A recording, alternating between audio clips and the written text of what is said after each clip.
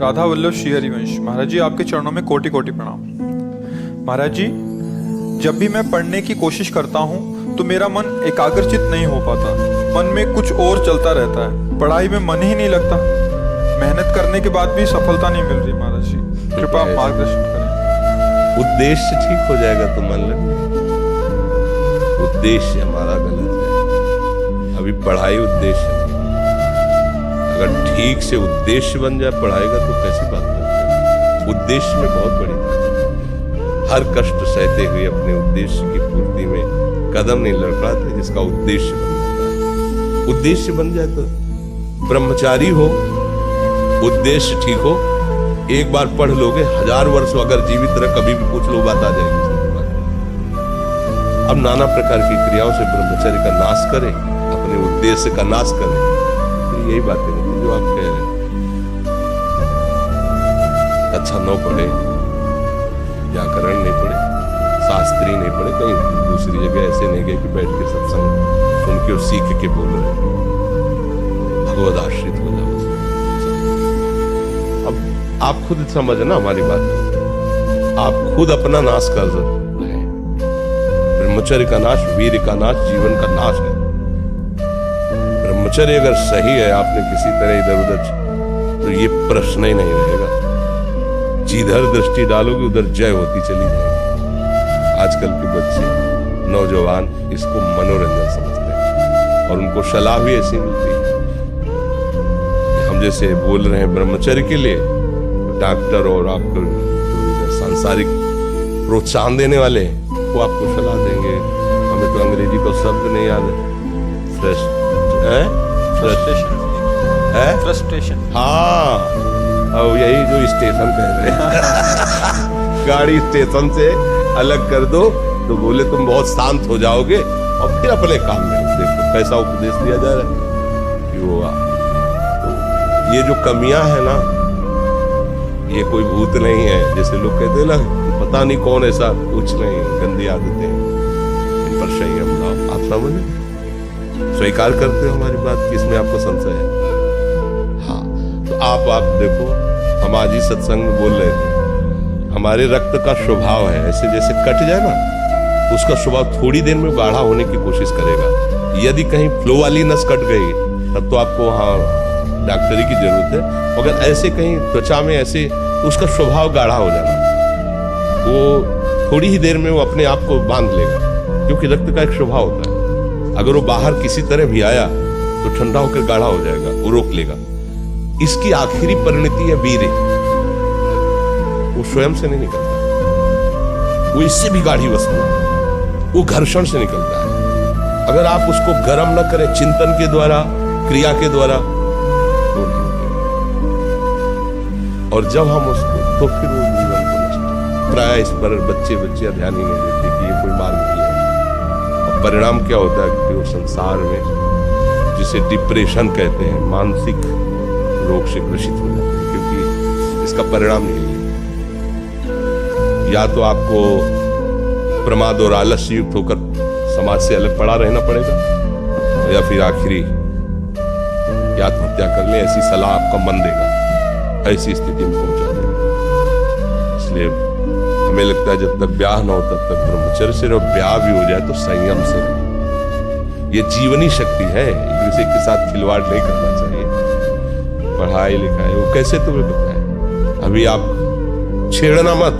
जैसे लोग कहते ना, मैं बहुत परेशान हूं, कुछ करता नहीं हूं, ऐसा हो जाता है वैसा हो जाता है। तो आपको हम बता रहे, रक्त का स्वभाव है जैसे, तो इसकी आखिरी परिणति है वो वीर। उसका स्वभाव नहीं है बहना, उसका स्वभाव ऐसा है।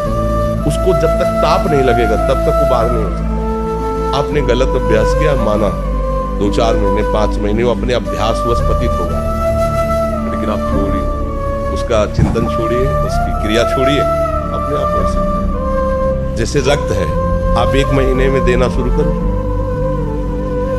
जो देने का नियत कितना, 100-200 ग्राम, 500 ग्राम, जो भी दिए है, 300 जो भी आप दीजिए, हर महीने तैयार हो जाएगा। तो आप ना दीजिए तो आपके शरीर को अभ्यास हो जाएगा, आप दीजिए तो शरीर को अभ्यास हो जाएगा। वो शरीर, अगर आप रोज 300 तो फिर क्या होगा, आप मर जाओगे। समझ रहे हो ना? ऐसे शरीर की क्षमता, जैसे डॉक्टर जन के देखते हैं तुम्हारी क्षमता नहीं खून देने की, चलिए, क्योंकि अगर निकाल लोगे क्षमता नहीं तो उसकी हानि हो जाएगी। हाँ तुम्हारी क्षमता है, तुम्हारे अंग ठीक है, तुम स्वस्थ हो, महीने में ऐसा या जो समय अवधि, सोचो रक्त की आखिरी परिणति वो है वीर। आप क्या कर रहे हैं रोज कई कई बार, आपका परिणाम क्या होगा? अगर रोज वो खून निकाला जाए तो आदमी की हालत क्या हो जाएगी? खून की आखिरी परिणति है, अन्न रस जो हमने पाया उसकी परिणति धीरे धीरे परिवर्तित होते हुए मांस, मज्जा, रक्त, इनमें वो आखिरी सप्तम धातु है वीर। और उसके साथ ऐसा खिलवाड़, कैसा जीवन होगा आपका? इस पर कोई विचार ही नहीं करता, समझता है तो केवल बाबा जियों का विषय नहीं। आप मनुष्य शरीरधारी हो, आपको भी संयम से चलना है, और जब तक ज्ञान हो तब तक तो संयम से ही चलना चाहिए। बच्चे बच्चियों को गृहस्थी में अच्छे गृहस्थ बनेंगे जाकर, फिर उनकी हानि नहीं हो पाएगी उतनी। अब पहले से तो फिर अब वो पढ़ाई में मन कैसे लगे जब आपके पास पढ़ाई वाली सामग्री नहीं रह गई? पहले क्या होता था, जैसे गुरुकुलों में स्मृति आपकी कमजोर हो रही तो मेधा शक्ति बलवान करने के लिए ब्राह्मी शक्ति उसको पिलाई जाती थी। ब्राह्मी है ये चीजें क्यों? क्योंकि उनमें इतनी शीतलता, उनमें पौष्टिकता है कि वो वीर का वर्धन करके वीर को रोकेंगी। खास बात उसमें होती है। अब हम इस बात को ना समझ करके फ्रेंड बनाते हैं और वो विनाश का खेल खेलते हैं जो हमारी सारी सांसारिक और पारमार्थिक दोनों उन्नति का नाश कर देता है। अब उस प्रश्न का क्या होता है और उसके लिए क्या सलाह? आप सही ढंग से रहो, अच्छा खाओ पियो, थोड़ा व्यायाम करो, सबके प्रति पवित्र भाव, अभी आप आनंद में आने लगोगे। और जैसी आदतें आजकल हो रही, आनंद वाली तो है नहीं, तो पतन वाली ही है। चार दोस्त मिलते हैं, मदिरा पान करते हैं, गांजा और तो और क्या ड्रग्स। अब बताओ क्या होगा? आप इतना विष डाल रहे हो अपने अंदर, इसलिए विषैली चीजें डाल रहे हो, ऐसी गंदी आदतें डाल, आपका जीवन क्या होगा? कैसा खिलवाड़ किया जा रहा है मनुष्य शरीर से, जबकि ये देव दुर्लभ देही है भगवत प्राप्ति, इसके साथ कैसा? तो बच्चों को ना तो सत्संग मिल रहा है, ना शास्त्र स्वाध्याय मिल रहा है, ऐसा ही संग मिल रहा है जो पतन का कारण क्या हो रहा है। अच्छा बहुत पढ़े लिखे हो और शराब पी के नाली के कीड़े की तरह पड़े हो, माता पिता का अपमान कर रहे हो, मन मानी बेविचार कर रहे हो, पढ़ाई लिखाई क्या हुआ? पढ़ा लिखा भाई विद्या तो वही जो विनय, पवित्रता, शालीनता, सभ्यता, नम्रता, ये तो सद्गुण विद्या में आज की रह नहीं रहे। पढ़े लिखे माता पिता को ऐसे डांट देते जैसे कोई नौकर से बात करता है। हम स्वतंत्र हैं, अरे विषयों के गुलाम तो कब स्वतंत्र हो गया? स्वतंत्र तो परमहंस जन होते हैं जिन्होंने इंद्रियों को अब जीत लिया और भगवद आनंद में मस्त हो, वो स्वतंत्र है। इंद्रियों के गुलाम तुम स्वतंत्र हो, जो विषय जब चाहता है तुम्हें गिरा तुम स्वतंत्र हो। माता पिता, गुरु, शास्त्र इनकी परतंत्रता स्वीकार करने वाला ही स्वतंत्र होता है।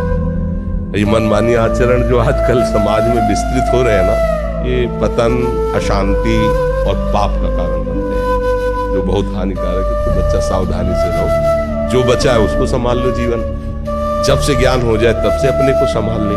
भाई पूर्व में गलती हो गई, आगे सुधार लेते हैं।